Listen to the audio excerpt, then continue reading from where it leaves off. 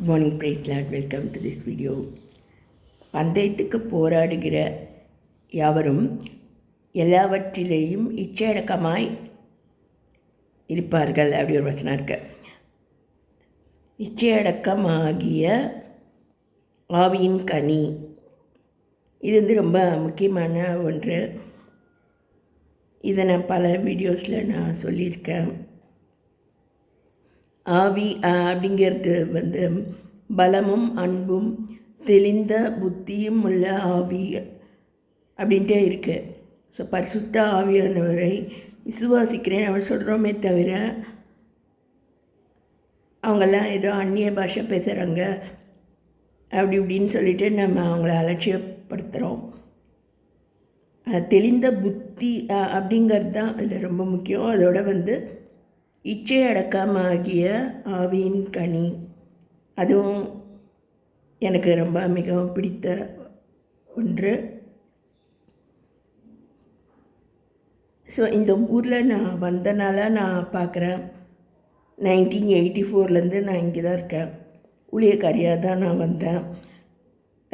ஒரு லெவலுக்கு மேலே சிந்திக்க முடியாத நிலை இங்கே நான் பார்க்குறேன். நிறைய வீடியோஸில் நான் சொல்லியிருக்கிறேன். வேதாமொழி எவ்வளோ ரொம்ப காலமாக ஒவ்வொருத்தர் கையிலையும் இருக்குது. கிடியன்ஸ் ஒவ்வொரு ஹோட்டல் ரூம்லேயும் வேதாமத்தை வைக்கிறாங்க. அதுக்காக எவ்வளோ செலவு பண்ணுறாங்க.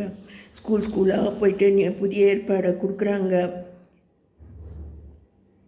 ஆனால் நமக்கு புரிந்து கொள்கிற நிலைமை நமக்கு இல்லாததுனால தான் நம்ம வேதம் சொல்லக்கூடிய ஐஸ்வர்யங்களை சுதந்திரிக்க முடியாமல் இருக்குது.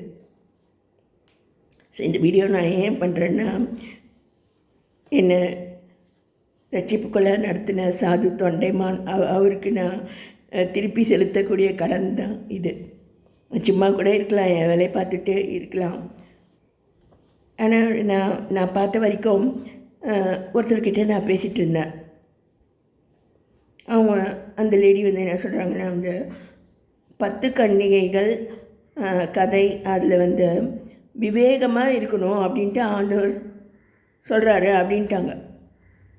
வேதாந்தத்தை நிறைய படிக்கிறாங்க, நல்லா அனுபவிச்சுத்தர. ஆனால் கூட அவங்க ஆண்டவர் விவேகமாக இருக்கணும்னு தான் அதில் சொல்கிறாருன்ட்டாங்க.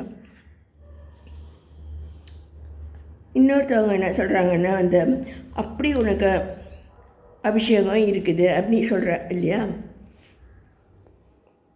அதை நீ மற்றவங்களுக்கு பகிர்ந்து கொடுத்துடு. இது இன்னொரு விசுவாசி இதை சொல்கிறாங்க. மற்றவங்களுக்கு கொடுத்துடு.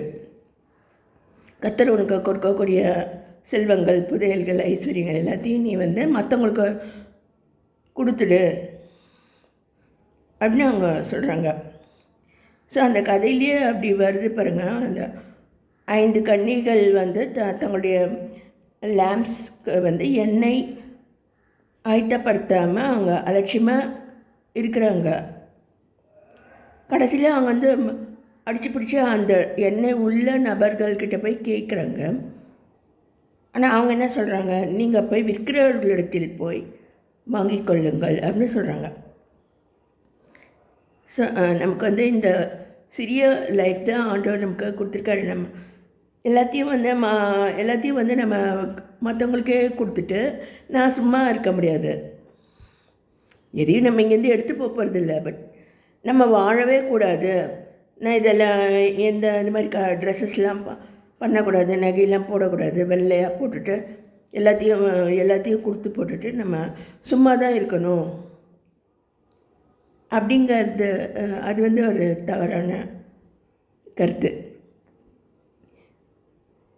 ஸோ இதெல்லாம் வேதாமம் என்ன சொல்லுது அப்படின்றத நம்முடைய பாவ கண்களோடு நம்ம பார்க்குறோம்.